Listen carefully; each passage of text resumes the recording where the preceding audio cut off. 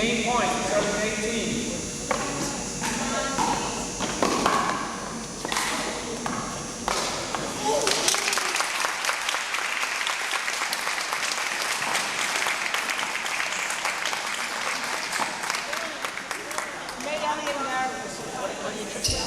We get them tied for the third game. We're going to kill ourselves for the double.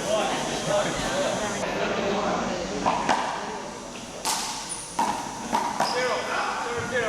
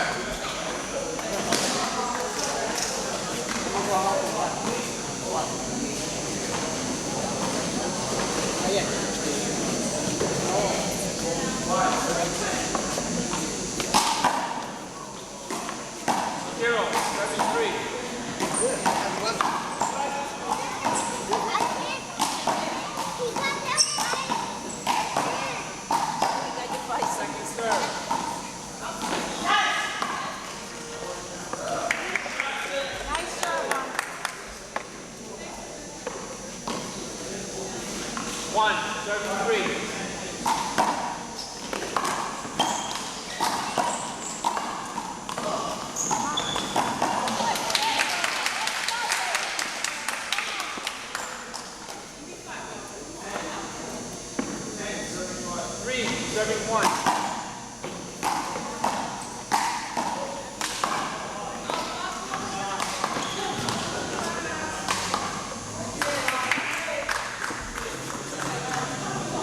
Keeper. 4, serving 1.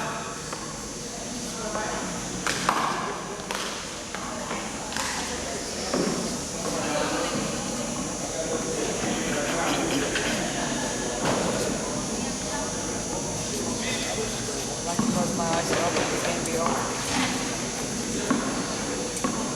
1, serving 4. I'll give you my number. I want to get your father's number. 2, serving 4.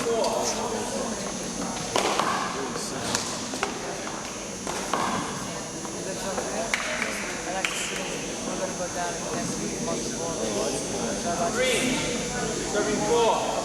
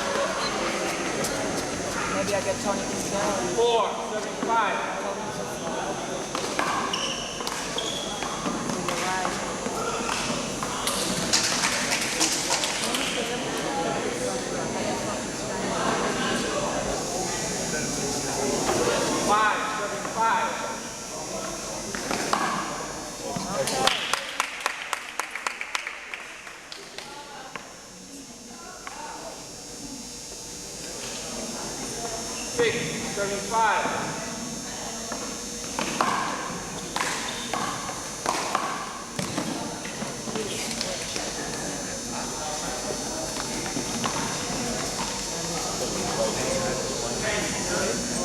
7, serving 5.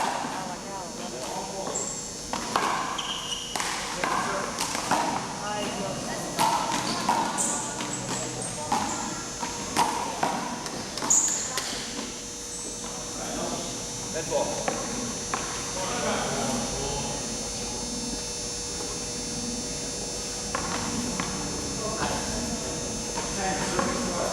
5, serving 7.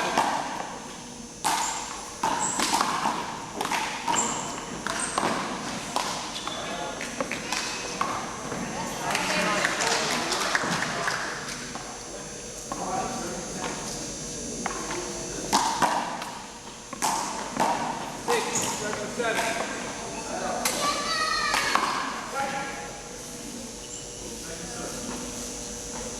Second serve.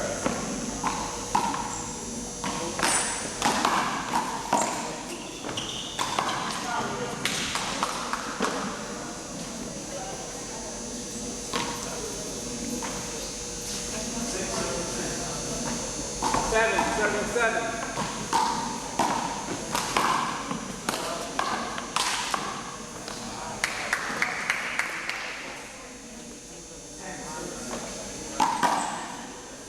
8, serving 7.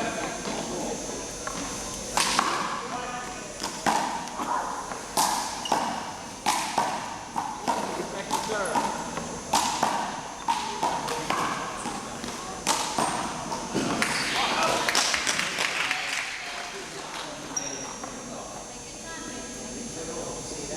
9, serving 7.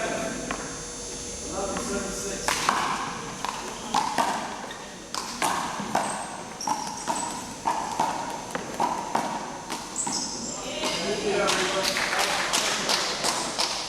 Match point, serving 7. Green ball.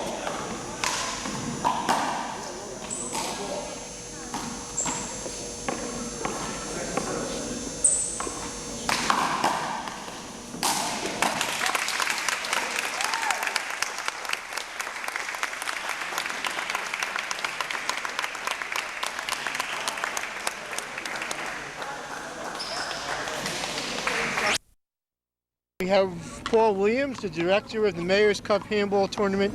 Could I ask you a few questions, Paul? Sure, Matthew. All right. Can I ask you, how come after all of these years of the city not being involved at all in handball tournaments, how come you decided to involve the city in a tournament?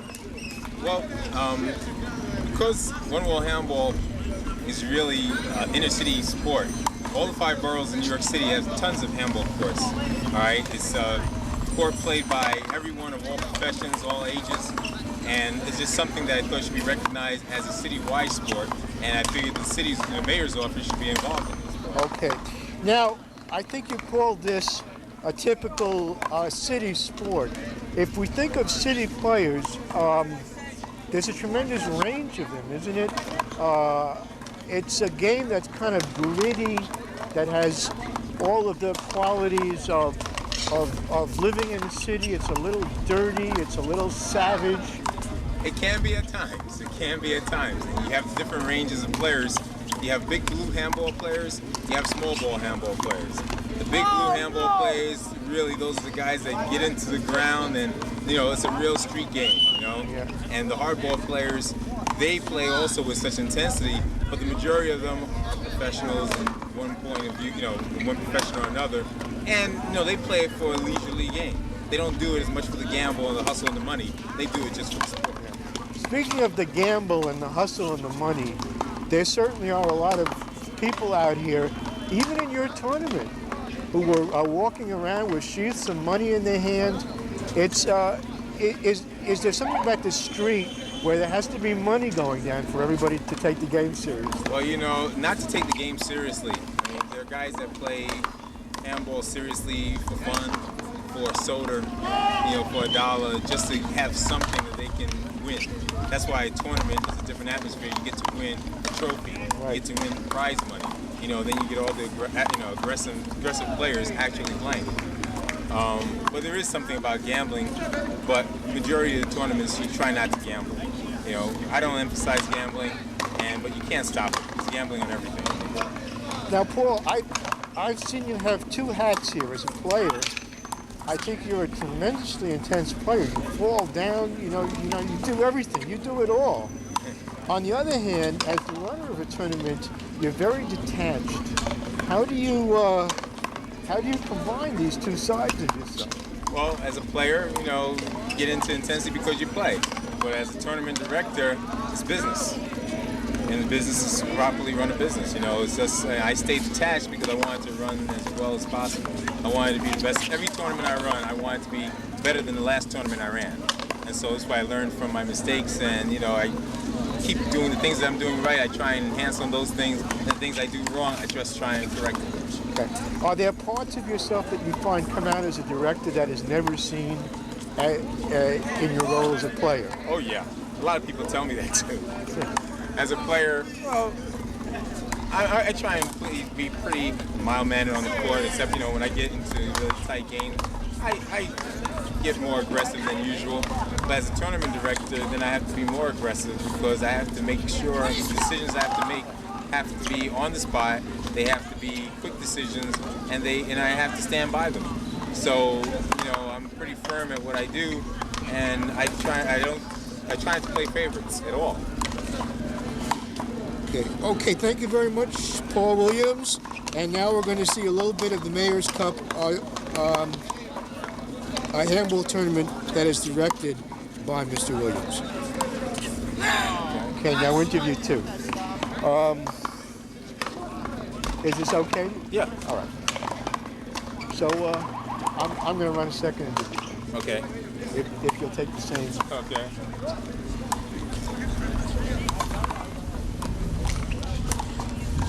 Okay, ladies and gentlemen, here is Paul Williams, again, the director of the Mayor's Cup Handball Tournament.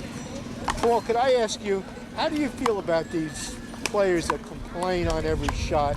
I know that when you play, you'll grumble, but I've never heard you complain. I've never heard you scream at a referee.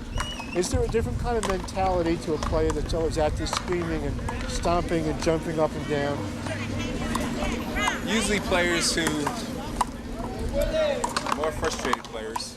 You have a majority of players that are screaming at referees just don't know the rules to a certain degree. And they're looking for an edge to win. That's basically it. I try and get a clean game all the time.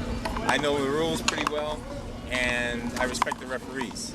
The referees need to be more aggressive and give players technicals and make sure that they accumulate the number of technicals, which are 3 technicals in a match, they get disqualified from the match. If they did that more often, then I'm sure you'll see a lot of players do less grumbling. I've never seen it. I've never seen it before. That's right, because the referees are intimidated sometimes by some of the players. And that's why the players act the way they do to try and intimidate referees. I don't get very intimidated. When I referee a match, I don't get very intimidated at all. I don't think anybody can intimidate you, Paul. You're too big. I used to be surprised in my old neighborhood, but I don't get intimidated very easily. Right. Could you speak about your old neighborhood? We are speaking about Atlantic in... Bedford-Stuyvesant, New York. Yeah. Over at Atlantic. I grew up in Herkimer between Kingston and Albany, which is right off Atlantic Avenue. Right. What is there to say about it? It's Well, had you played on those marvelous courts that they I had? played on the courts over at Kingston and Atlantic. Yeah, that's I what I also mean. played a lot of at St. John's Park, which is not far from there in Schenectady. They have a swimming pool complex. Those are beautiful courts. They need some work. They're pretty worn now, and hopefully the city will renovate, because that'll be a great site for. We had many tournaments there when those courts were really good. Well, that was at one point, as a matter of fact, the Pearl of Bed-Stuy, the St. John's complex. That's right. For everything, it was the place to play any sport. That's right. They renovated the baseball field and the basketball field, but they haven't done anything to the handball courts, which I'm surprised. But they have 16 beautiful courts that, if they were renovated, I would love to have tournaments there all the time. Okay. So I'm hoping to meet with some council people, local council people, to make sure we get a push to get those courts renovated eventually. It's funny. Back in those days, I remember them because I'm older than you, Paul. Yeah. And I used to play there, and except not handball, it was basketball. Okay. And it seemed to me the attitude of the people out there who were older, they were much more serious about the game and much tougher, graver. Am I wrong about this, that the culture has changed and as people have gotten into the TV era, they're more leisurely about things? Definitely years ago, everything, the older generation did take things a lot more seriously. They really did. You know, in everything, every aspect. You know, younger generation, they don't look ahead as much. You know, a lot of kids don't plan, but there are a lot of kids that do. But they don't take things seriously. They live from day to day and just have a good time. They don't realize the consequences that they do, things that they do now will affect them later on. So, you know, the mentality is different.